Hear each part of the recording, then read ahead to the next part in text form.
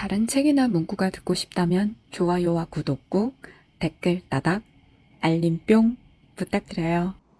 독서 모임에서 만난 지인이 작가님 생각하면 꾸준함이 떠오른다고 했는데 전 작가님 생각하면 실행력이 떠오르거든요.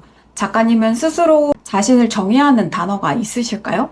간단한 소개도 함께 말씀 부탁드립니다. 제 닉네임이 일단 Y거든요. 제 이니셜인데 윤정의 윤 앞에 있는 Y가 이제 저의 닉네임입니다. 근데 어느 순간부터 책을 읽다 보니까 사이먼 신에게 Start with Y라는 책이 있더라고요. 거기 나오는 Y랑 발음이 똑같더라고요. 그러다부터는 제가 책을 읽은 동안에 항상 이 책은 왜 읽고 있는지, 왜 내가 지금 시작하면 안 되는지, 왜 행동하지 않는지 이런 질문을 계속 하게 되더라고요. 그러다 보니까 이 Y랑 연결을 시켜서 요즘 계속 스타트 위드 Y 하시라고 이렇게 이야기하고 있습니다. 제가 만든 브랜드는 요즘에 이제 파이어북이라는 게 있거든요. 그래서 원래 파이어북은 경제적 독립 그리고 조기 은퇴 이런 단어가 있는데 제가 이번에 준비하면서 새로운 단어를 좀 만들어 봤어요. 파이어의 포커스 그리고 임프루브 그 다음에 루틴, 그 다음에 인조이 이렇게 해서 파이어로 제정이 했습니다. 그래서 Y로 시작해서 파이어 하는 삶까지 이렇게 연결을 해보면 어떨까라는 생각으로 요즘은 그렇게 이야기하고 있어요. 무슨 플랜 짜주신 것 같고 너무 좋은데요. 네, 16년간 몸담았던 안정적인 연구원 생활을 뒤로 하시고 조기 퇴사라는 큰 결심을 하셨을 때 가장 큰 두려움은 무엇이었고 그 두려움을 어떤 시스템으로 극복하셨는지 궁금합니다. 제가 퇴사할 때 가장 두려웠던 거는 바로 소속감이 사라진다는 거였어요. 제가 회사 다닐 때만 해도 명함 한 장 주면 제가 책임연구원입니다 이게 하면 끝났는데 이제 퇴사하고 나니까 저를 소개하는 단어가 너무 복잡하고 어렵더라고요. 그렇게 하다 보니까 어딘가에 소속돼야겠다 이런 생각을 했던 것 같아요. 그래서 퇴사하고 나서 바로 제가 출판사 독자 에디터로 지원을 해서 바로 한 소속에 6개월 동안 몸을 담았던 것 같아요. 뭔가 새로운 걸 해야겠다라는 생각을 하게 된 계기가 코로나 때 저희가 백신 맞고 한 4일 정도 휴가를 하면서 집에서 보낸 적이 있었거든요. 그럴 때 집에 있다 보니까 한 4일 동안 아무것도 안 하고 집에 누워있고 밥 해먹고 했거든요. 그래서 퇴사하고 나서 그냥 아무것도 안 하고 있으면 안 되겠다라는 생각이 들어서 제가 3가지를 좀 만들었는데 첫 번째가 독서 모임이에요. 퇴사하고 나서 어딘가에 소속돼야겠다라는 생각이 들어서 독서 모임을 만들었고 그렇게 독서 모임에 가다 보면 나만 그런 게 아닌구나 이런 생각을 하게 되더라고요. 그래서 이 사회적 연결이 생기는 것 같았고요. 두 번째는 경험과 지식을 나누는 일이었어요. 제가 책 읽고 이제 퇴사하고 난 다음에는 뭔가 루틴적인 이런 삶을 살고 싶었거든요. 그래서 제가 이때까지 배워왔던 그런 책에서 읽었던 내용, 그리고 제가 경험했던 것들을 사람들한테 좀 알려주고 싶다, 이런 생각이 들더라고요. 그래서 세상에 도움되는 사람이구나, 이런 것들을 SNS를 하면서 좀 알게 됐던 것 같아요. 그리고 세 번째는 매일 루틴 만들기요. 그런 얘기 들어보셨어요? 백수가 가로사한다?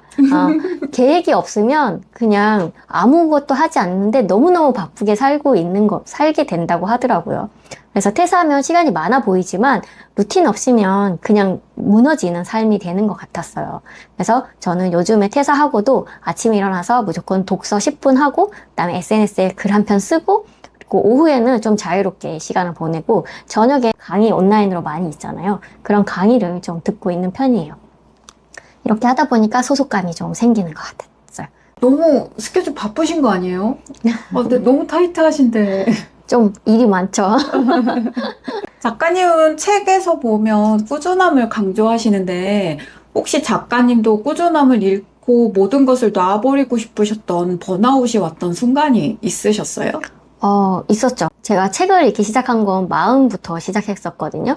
근데 한 3년 동안 정말 책을 열심히 읽었어요. 첫 해에는 한 100권 정도 목표 세우고 읽었고, 두 번째, 세 번째 해도 제가 재테크랑 이런 거 관심 갖고 시작하다 보니까 한 3년 동안 정말 열심히 살았던 것 같아요. 근데 한 3년 차 정도 되니까 너무 힘이 든 거예요. 그러다 보니까 제가 책을 되게 좋아했는데 어느 순간부터 서점에 가도 읽고 싶은 책이 안 보이는 거예요. 자기계발서랑 경제경영서 주로 읽었었는데 책을 봐도 다 똑같은 것 같고 이거 봐서 뭐하지? 하는 생각이 그때 드는 거예요. 그래서 근데 제가 목표를 평생 책을 읽겠다라는 목표를 세웠잖아요.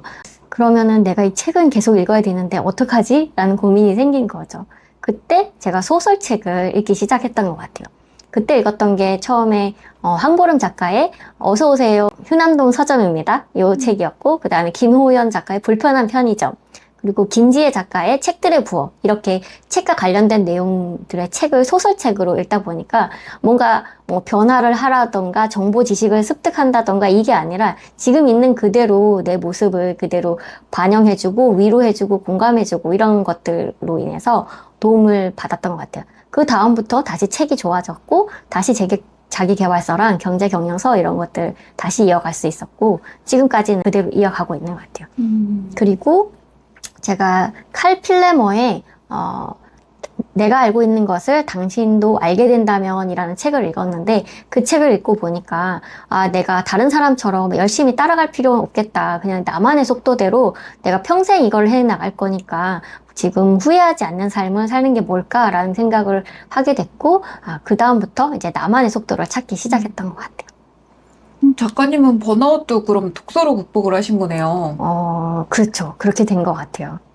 최근 신작 습관은 시스템이다에서 피턴 챌린지 또 있고 평단지기 독서법 뭐 이런 식으로 작가님은 독단적인 시스템을 이렇게 만드시는데 영감은 어떻게 주로 어디에서 얻으시는지, 그리고 아이디어를 구체화하고 발전시키는 작가님만의 프로세스가 있는지 궁금합니다. 저는 그냥 다 책이었던 것 같아요. 요즘에 많이 주변에 책 읽으라고 강요를 하고 있는데 저도 가장 많은 영감을 받았던 게 책이었거든요. 그래서 처음에 정리한 게 평단지기 독서법이고요.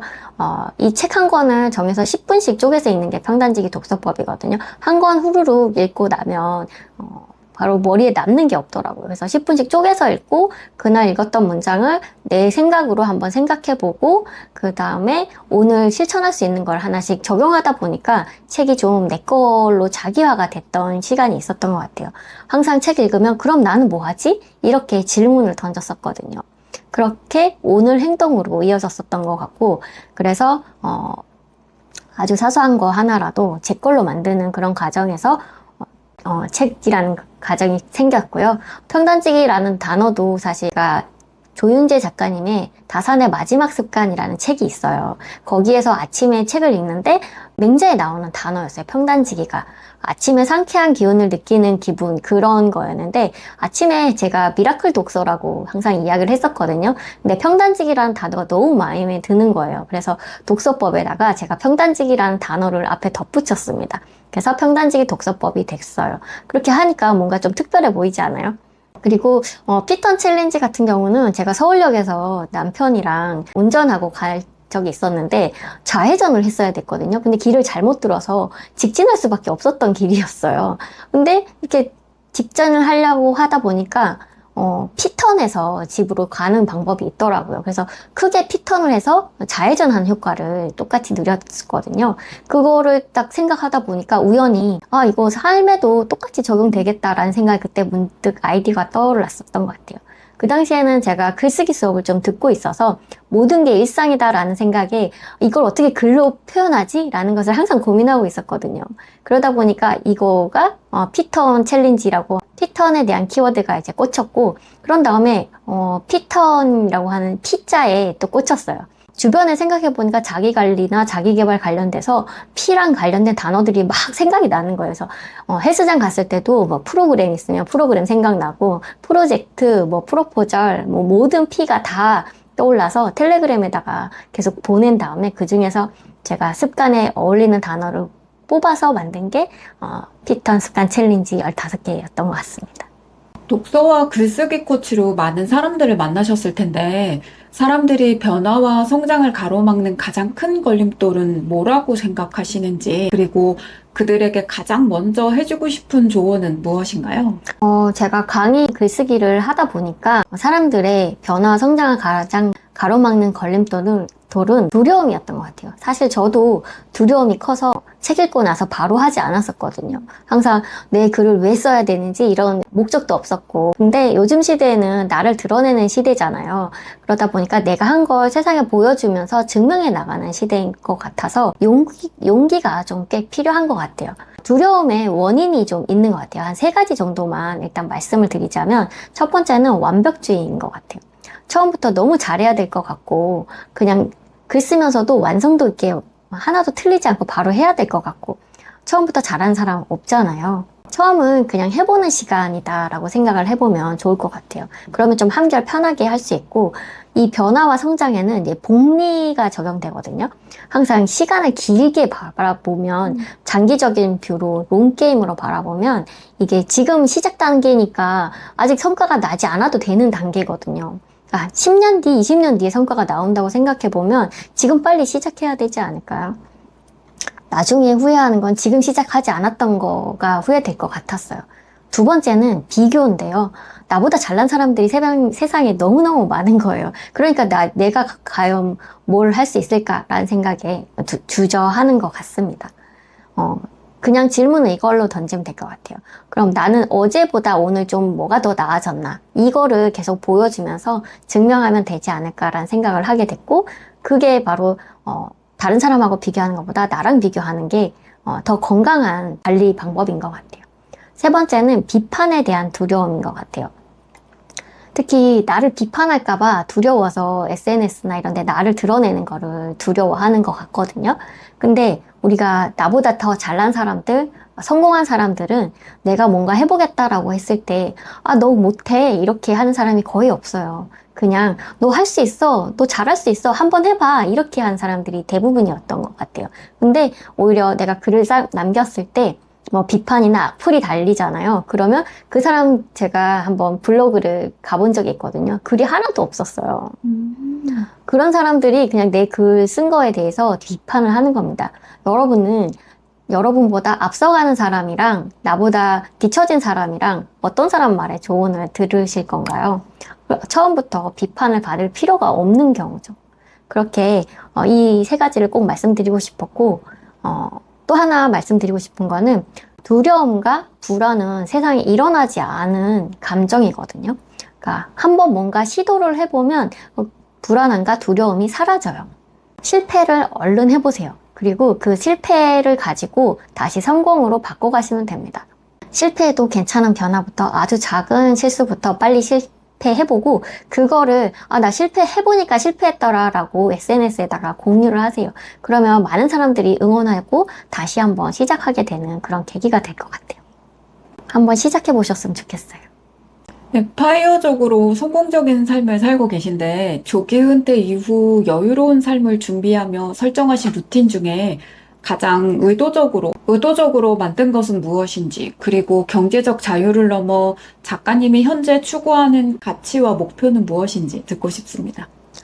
저는 퇴사 이후에 가장 먼저 했던 게 계획 세우는 거였어요. 저는 계획 세우는 걸 되게 좋아했거든요. 그래서 1년에 하나씩 정하는 거를 목표로 했었고요. 연간 계획 일단 세우고, 그 다음에 월간, 주간, 1일 계획. 그러니까 매일 아침 요즘에도 1일 계획을 세웁니다. 오늘 뭐 해야 되지? 이런 것들을 거창하게 세우는 건 아니고 오늘 꼭 해야 될 거 한 가지 이거를 정했던 것 같아요. 물론 이제 거기에 독서랑 글쓰기가 이렇게 포함이 되고 있고요. 책 쓰기 수업도 요즘엔 루틴으로 활용을 하고 있어서 매월 책 쓰기 수업이랑 독서 모임을 하다 보니까 뭔가 함께 나누는 구조 이렇게 만들어지는 것 같습니다. 그리고 제가 10년, 20년 뒤에 중요하게 생각하는 거는 지금 나만을 위한 시간이 아니라 지금 MZ세대 청년들, 대학생들이랑 시니어들 간에 뭔가 연결고리를 좀 만들고 싶어요. 아직 그거 꿈만 갖고 있는 편인데 지적 네트워킹 이런 것들을 통해서 젊은 사람들한테 이제 노하우를 또 배우기도 하고 시니어들한테 젊은이들이 또 노하우를 배워가는 그런 관계를 좀 만들고 싶고요. 그래서 지식과 경험을 교환할 수 있는 그런 멘토링 활동을 좀 가지고 가면 좋겠다라는 생각을 하고 있어요. 너무 좋은데요? 그리고 나이 든다는 거는 이제 단절이 아니라 퇴직하고 나면 이제 끝이 아니라 또 새로운 시작이거든요. 그리고 저희 아빠는 83살이신데 아직도 배우고 스마트폰 배우시고 촬영하시고 이렇게 하고 계시거든요. 저는 이제 나이 든다는 것이 공생할 수 있는 또 다른 가능성이라고 생각을 하고요. 자아 실현을 넘어서 자기 초월, 그 메슬로우 욕구의 5단계를 넘어가는 그런 나눔 활동을 좀 계속 하고 싶어요. 그래서 제가 삶에 궁극적으로 추구한 가치가 바로 마음의 평안, 여유로운 나눔, 편안한 노후를 그냥 가족과 이웃이 함께 건강하게 살아가는 삶, 이런 사회가 됐으면 하는 바람입니다. 함께 나누고 함께 즐기는 사회 만드는 거 여러분들도 같이 했으면 좋겠고요. 책으로 여는 두 번째 삶 파이어북이라고 요즘은 제가 말씀드리고 있습니다.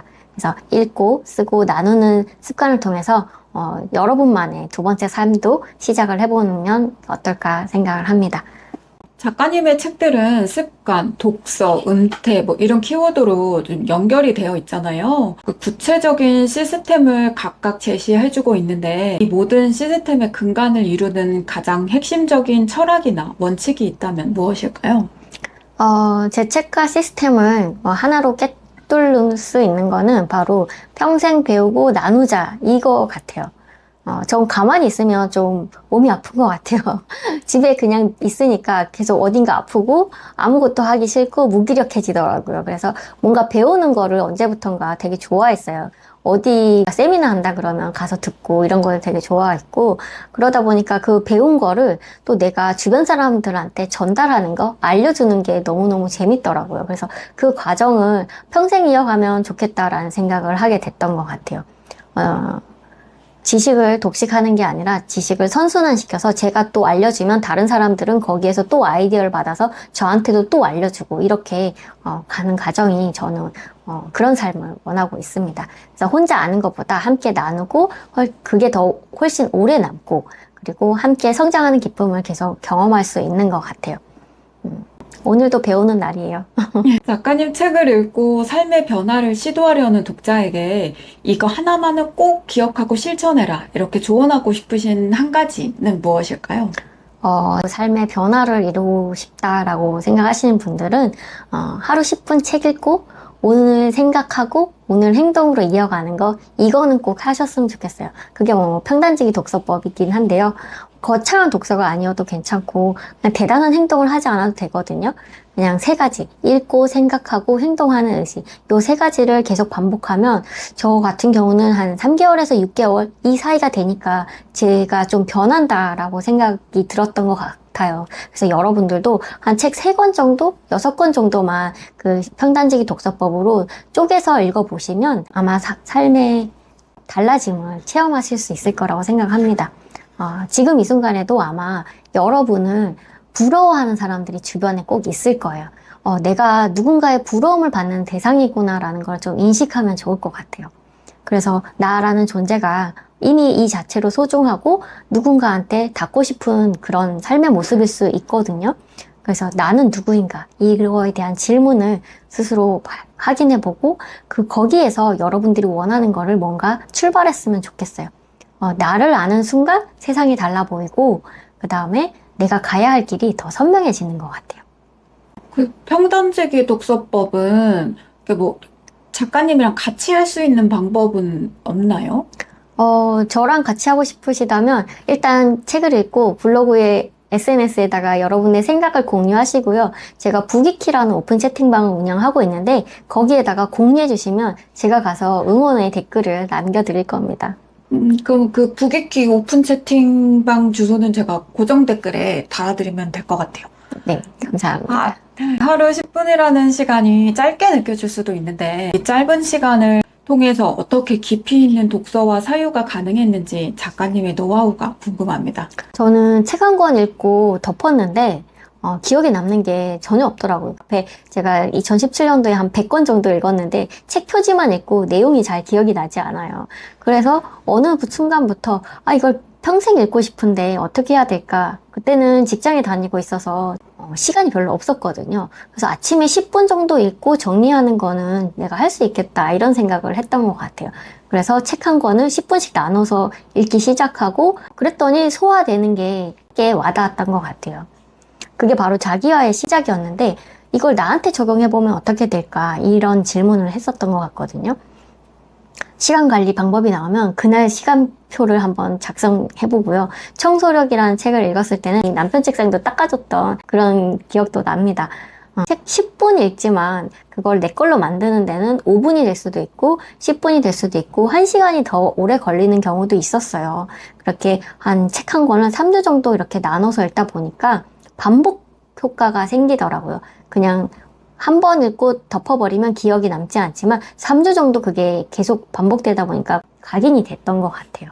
그리고 그 과정을 블로그에다가 공유하고 기록을 하다 보니까 이 기록하는 방법에서 내 걸로 남아 있었던 것 같습니다. 홀로 생각하는 독서법과 발음 꼬이네? 홀로 생각하는 독서법과 빅데이터 기반 기록 독서법 등 다양한 독서 모드가 나옵니다. 기록을 통해서 자신에 대한 놀라운 발견을 한 순간이 있었다면 어떤 것이 있나요? 두 가지를 좀 설명드리고 싶은데요. 제가 2021년도 12월 3일 날 읽었던 책이 있어요. 그게 피터 몰럭이랑 토니 로빈스가 쓴 돈의 본능이라는 책이었거든요. 그때 미국 주식이 조정장이었었어요. 그래서 산타랠리를 기대를 했었지만 주식이 계속 폭락하는 거예요. 그래서 이 시기를 탈출해야 되나? 이런 고민을 막 하고 있었죠. 계속 하락하고 있으니까 언제 빠져나가야 되나? 나중에 들어와야 되나? 이런 고민을 하고 있었을 때 책을 딱 읽었더니 그날 아침 문구가 당황하지 마라. 투자를 그만두지도 말라. 그리고 투자를 포기한 사람은 바보가 된다. 라는 문장이 나온 거예요. 그 말을 딱 읽고 나니까 지금 팔지 마. 라고 이렇게 저한테 얘기하는 것 같더라고요. 저자분들이. 그 순간 마음이 진정이 되고 그렇게 책에서 현실에 정답 같은 문장이 툭툭 튀어나오는 경우들이 계속 경험을 했었습니다. 그래서 책이 단순한 지식이 아니라 나의 문제와 고민을 해결해주는 무기 같은 거구나 그런 것들을 매일 경험을 하고 있었고요. 또 하나 기억나는 건 토니 로빈스 책이었는데요. 이것도 내 안에 잠든 거인을 깨워라 라는 책이었거든요. 거기에서 당신의 목표는 당신을 신나게 만들어야 한다라는 문장을 읽었었어요. 그리고 거기에는 잠을 자지 못해도 에너지가 생기는 그런 상황을 이야기를 하고 있어요. 그 당시에 제가 열심히 공부를 했던 시기였거든요.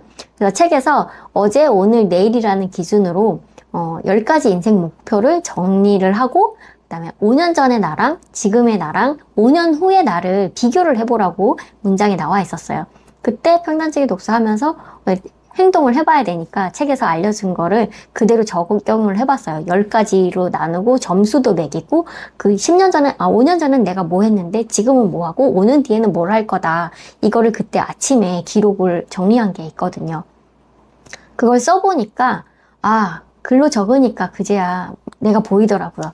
내가 지금 어디쯤 와 있고 그리고 어떤 삶을 살고 싶은지 선명해졌던 것 같아요. 그 순간 이제 마음도 설레고 가슴도 뛰었던 것 같습니다. 책 속에서 원하는 삶을 내가 발견할 수 있었던 계기였던 것 같아요. 책에서 평단지기 독서로 만나는 부의 비결을 언급해 주셨었는데요. 단순히 책을 읽는 행위가 어떻게 실질적인 부로 연결될 수 있었는지 구체적인 경험과 그 과정을 듣고 싶습니다. 제가 40 될 때까지는 경제 공부를 해본 적이 없었거든요. 근데 퇴직을 결심하면서 가장 먼저 들었던 생각이 돈이 있어야 된다. 퇴사하고 하려면 돈을 마련해야겠다라는 생각이었어요. 문제는 제가 저축만 했지 투자라는 거를 전혀 해본 적이 없었거든요. 그래서 아는 게 아무것도 없다는 점이랑 그리고 어떻게 시작하지라는 막막함이 있었습니다. 근데 그때 시작한 게 경제경영서 재테크 책 읽기였어요. 읽고 끝내는 게 아니라 이거를 바로 행동으로 옮겨봤다는 거죠. 근데 책을 읽으면서 그 사람의 결과는 옛날 책이기 때문에 시간이 지난 책이기 때문에 지금이랑 달라졌을 거잖아요. 그래서 책에 나오는 그래프나 출처를 관심 있게 봤어요. 그래서 책 한 권, 예를 들어서 제가 읽은 책 중에 수미숨 애나정 님이 쓴 미국 주식 처음 공부라는 책이 있는데 그 책에 나오는 그래프랑 그림을 일일이 제가 다 그려봤어요. 이 책이 20년 동가에 나왔던 책이었는데 제가 22년도 기준으로 모든 그래프랑 표를 만들어 봤던 기억이 나요. 그렇게 하다 보니까 작가의 시선이 어디로 머물러 있고 어떻게 흘러가고 있는지 그런 의식적인 구조 흐름을 저희가 따라가 보는 계기가 됐던 것 같아요. 그 다음부터는 제가 그냥 묻지마 투자하는 게 아니라 어디에 가서 사이트를 확인하고 지금 지표가 어느 수준이고 이런 것들을 확인하다 보니까 조금 데이터 기반으로 제가 투자하는 것도 조금씩 바뀌어 가고 있었던 것 같아요. 그리고 김승호 회장님의 돈의 속성이라는 책을 읽은 적이 있는데 외향적인 성격이 아니라면 부동산보다 주식이 낫겠다라는 명확한 기준을 마련했던 계기였던 것 같아요. 저보다 더 일을 잘하는 사람한테 투자를 하는 게 낫겠다라는 결론이 거기 메시지가 있더라고요. 앨런 머스크, 엔비디아, 젠슨 황 이런 분들이 사업하시는 거에 제가 투자하는 게 훨씬 이득이지 않을까라는 생각이 들더라고요. 그래서 그때부터 본격적으로 주식 공부에 관심을 갖기 시작했던 것 같아요.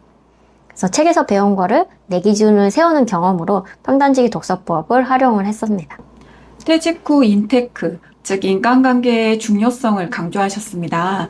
직장이라는 울타리를 벗어난 후에 건강한 사회적 관계를 유지하고 발전시키기 위한 작가님만의 비결은 무엇인가요?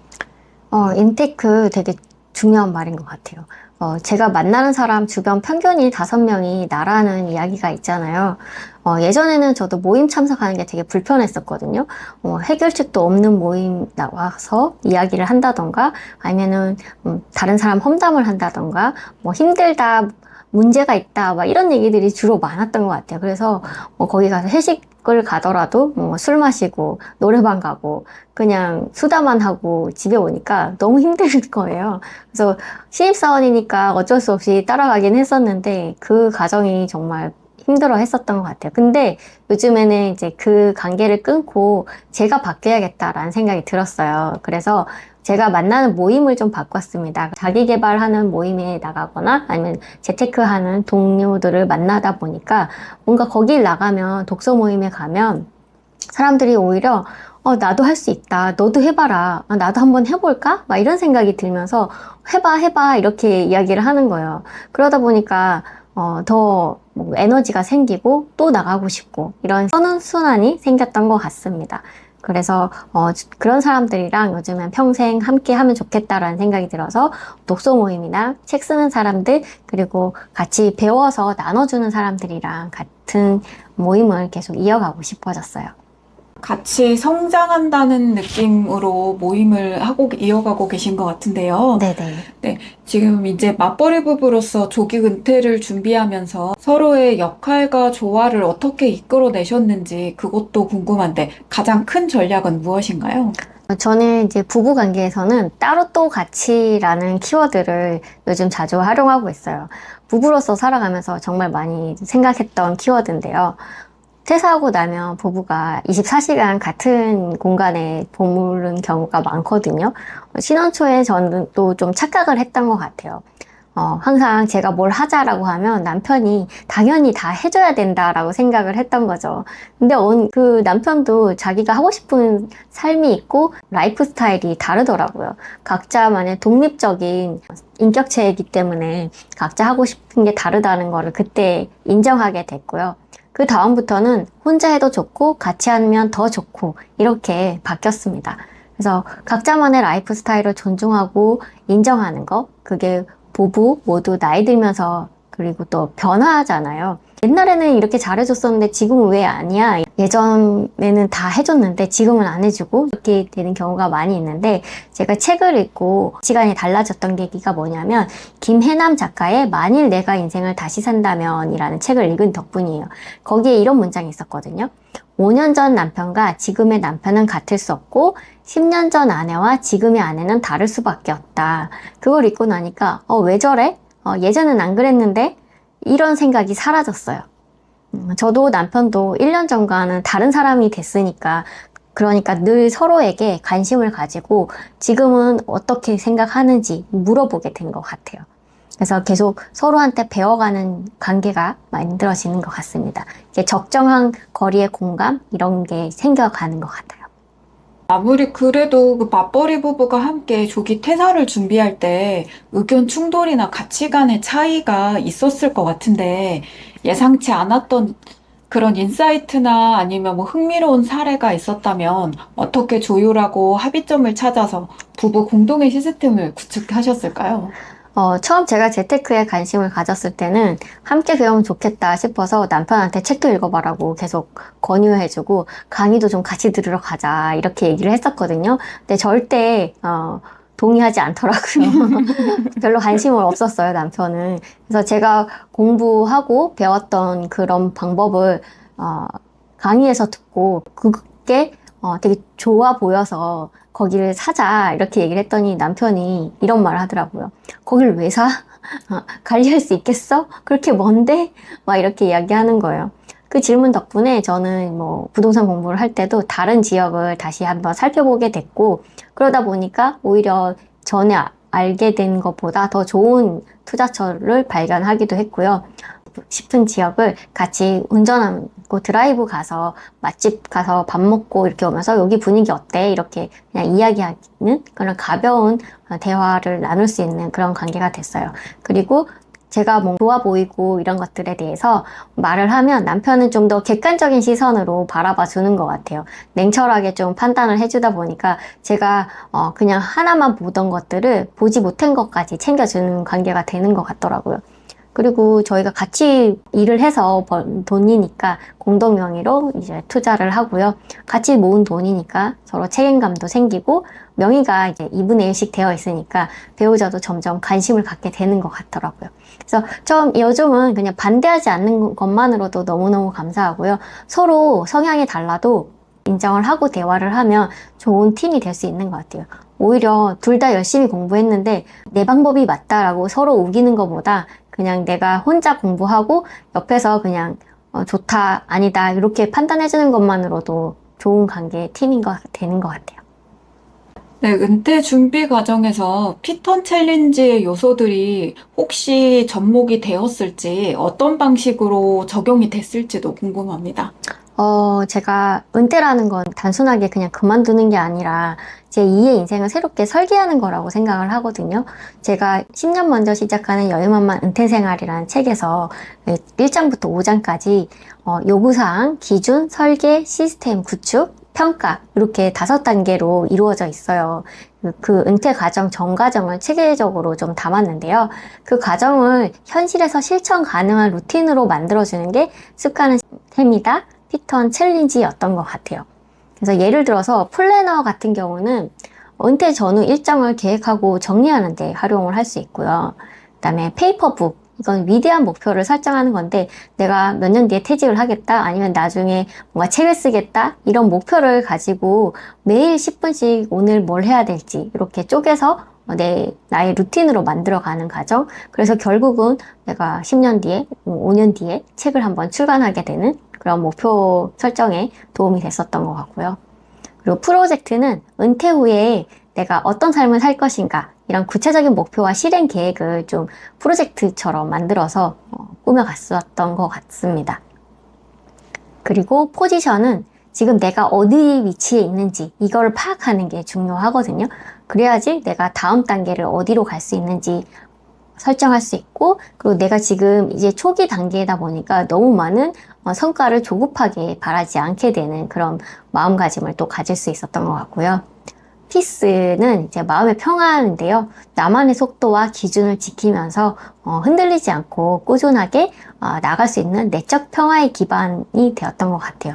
그래서 결국은 10년 먼저 시작하는 여유만만 은퇴 생활은 은퇴 준비의 방향과 전략이었다면 습관은 시스템이다. 이거는 그 방향을 매일 실천할 수 있는 루틴을 만들어주었던 책이었던 것 같습니다. 힘들수록 돌아가는 피턴이라는 표현이 인상적이었는데요. 계획이 틀어졌을 때 자책감에 빠지기 쉬운데 유연하게 피턴하며 다시 도전할 수 있는 긍정적인 마음가짐과 회복 탄력성을 어떻게 하면 기를 수 있을까요? 힘들수록 돌아가는 피턴 챌린지, 이건 목표했던 길을 잘못 들어갈 수도 있고 계획했던 대로 안 되는 순간들도 우리는 인생에서 자주 만날 수 있는 것 같거든요. 그럴 때마다 나를 자책하지 않는 게 중요한 것 같아요. 다시 돌아갈 수 있는 힘을 독서랑 글쓰기 이런 데서 찾아갈 수 있는 것 같습니다. 책을 읽다 보면 내가 힘든 거는 내가 이게 처음이어서 그런 거구나, 한 번도 해보지 않아서 그런 거구나, 이런 것들도 알게 되고요. 혹시 이게 나랑 안 맞는 길은 아닐까? 이런 질문도 던져볼 수 있었던 것 같아요. 이 목표가 진짜 내가 원하는 게 맞나? 이런 의심도 한번 하면서 생각을 전환을 해볼 수 있었던 것 같아요. 글을 쓰면서 흔들리는 감정이나 흔들리는 동기 이런 것들이 조금씩 정리가 되기 시작했거든요. 다시 시작할 용기가 그때 좀 생긴 것 같고요. 무엇보다도 독서랑 글쓰기랑 이런 것들은 체력이랑도 연결되는 것 같습니다. 체력이나 근력을 키우려면 매일 꾸준히 조금씩 계속 반복해야 되는 것들이잖아요. 그렇게 내 마음이 무너지거나 힘들 때는 양을 좀 줄여서라도 그냥 꾸준하게 계속 이어갈 수 있는 그런 습관이 필요하지 않았나 생각합니다. 김주환 교수님의 회복 탄력성이라는 책이 있거든요. 거기에도 이런 말이 나와요. 실패는 성공의 필수 조건이다 라고 이야기하거든요. 잠깐 멈춰도 괜찮고 조금 돌아가도 괜찮아요. 중요한 건 포기하지 않고 방향을 바꾸고 다시 일어서는 용기. 이게 회복 탄력성이라고 생각합니다. 그게 바로 저한테는 피턴 습관 챌린지가 되겠네요. 네, 작가님은 평생 지속할 수 있는 습관, 무기 하나를 만드는 걸 목표로 정했다고 하셨어요. 독자들이 자신만의 평생 무기가 될 습관을 찾기 위해 어떤 질문을 스스로한테 하면 좋을까요? 시작할 때 말씀드렸지만, 그 스타트 위드 Y를 떠올리면 좋을 것 같습니다. 이 일을 왜 하는지 생각해보면, 이거를 계속 언제까지 할 건지 이런 것들도 결론이 내릴 수가 있는데요. 평생 지속할 수 있는 습관, 무기 하나를 만들자라는 거를 저는 목표로 삼았고요. 그게 바로 저는 책이었던 것 같습니다. 그 습관이 글쓰기까지 이어지게 되었고요. 결국은 나를 성장시키는 루틴이자 뭔가 기반 체력이 되어 준 것 같습니다. 독자분들도 평생 무기를 찾을 수 있는 그런 습관을 하나 만들어 보신다면 이런 질문을 스스로한테 던져보면 좋을 것 같아요. 첫 번째는 이걸 평생 할 수 있을까? 이게 습관이니까 기초 체력이라서 매일 이어가는 게 좋거든요. 그래서 누가 시키지 않아도 보상이 없어도 내가 계속 스스로 하고 싶은 건지 이런 것들을 질문해보면 좋을 것 같고, 두 번째는 아까 말씀드렸던 것처럼 왜 이걸 하려고 하는지 왜에서 시작해야 오래 가게 되더라고요. 그 일이 돈이 되지 않아도 칭찬받지 않아도 나에게 의미가 있는 일인지 이렇게 질문해보면 좋을 것 같고, 세 번째는 이 습관이 나를 좀 뿌듯하게 하는가 이런 게 좀 있을 것 같아요. 단순하게 그냥 반복하다 보면 어느 순간 이거 왜 하지? 이런 생각을 하게 되거든요. 나한테 좀 뿌듯한 감정이 생긴다면 나를 좀 더 나아지는 그런 감각이 생기잖아요. 그런 것들을 있는 습관을 챙기면 좋을 것 같습니다.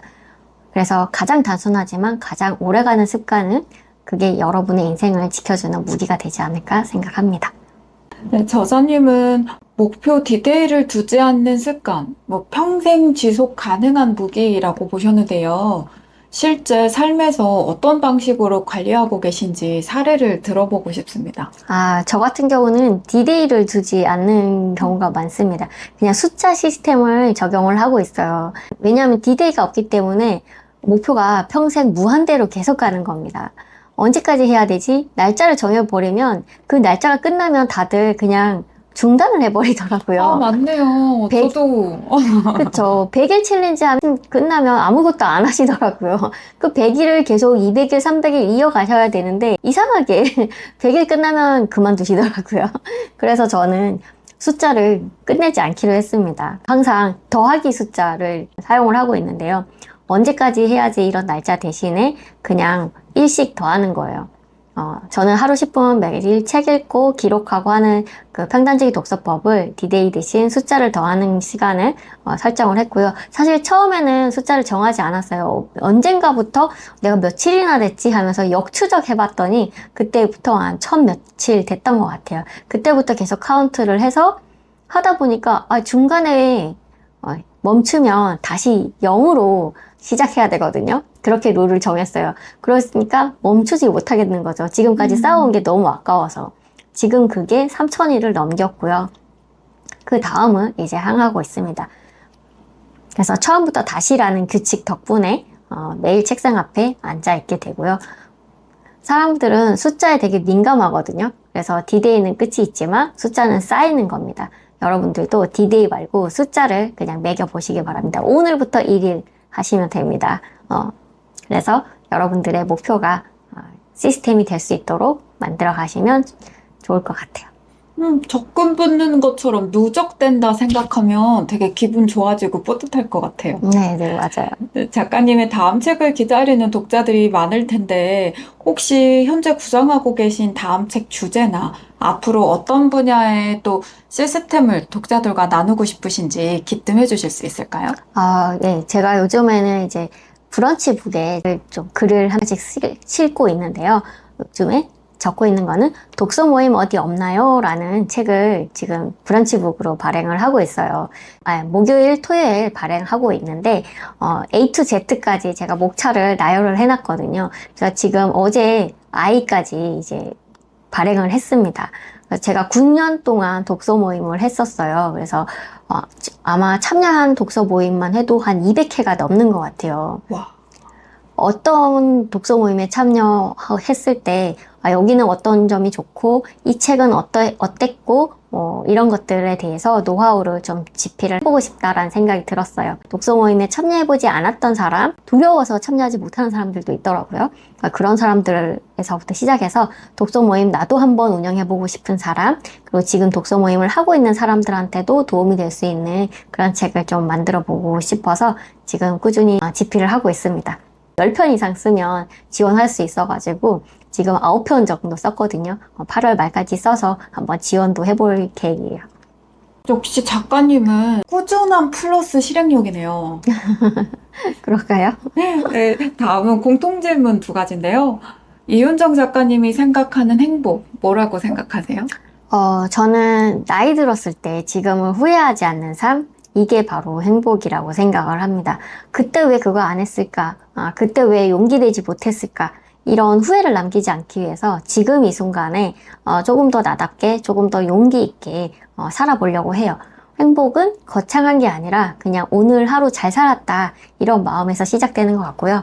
제가 하고 있는 루틴 중에 하나가 잠들기 전에 오늘 하루 중에 뒷센에 미소를 짓는 거예요. 그 방법은 거울 보고 웃으셔도 되지만 셀카 이렇게 한 번씩 찍어 보시면 도움이 되고요. 그리고 셀프 칭찬을 잊지 않으시면 좋겠습니다. 저녁에 잠들기 전에 나 정말 잘하고 있구나 이렇게 손으로 어깨 토닥토닥 해주시면 좋을 것 같아요. 2017년 4월부터 하루 10분 독서 습관으로 읽으신 많은 책 중에서 추천해 주실 단 한 권의 책과 어떤 분들을 위해서 그 책을 선택하셨는지 말씀 부탁드립니다. 네, 변화를 꿈꾸지만 누구를 롤모델로 정해야 될지 모르는 사람들, 그리고 불필요한 에너지를 낭비하지 않도록 하기 위해서 그분들한테 제가 읽은 책 한 권 소개해 드리도록 하겠습니다.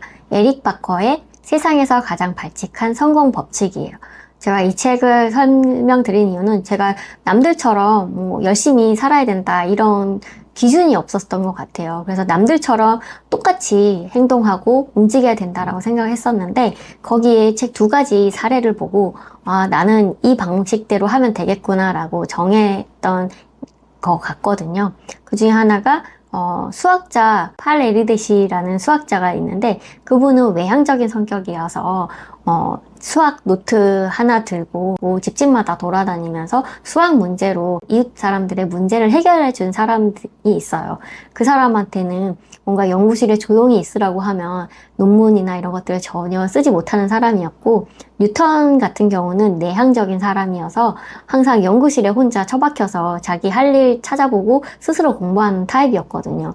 그래서 저는 어디에 해당될까라고 생각해 보니까 예전에는 수학자 그 팔 에르데시처럼 막 다른 사람들 돌아다니면서 하는 거를 따라 하다 보니까 너무 제가 힘들어 했던 것 같아요. 그래서 나는 그냥 1만 시간의 법칙을 채울 수 있는 뉴턴 스타일대로 나 혼자 열심히 하면 되겠구나 라는 결정을 내렸던 계기가 되어서 그 책을 한번 추천드리고 싶습니다.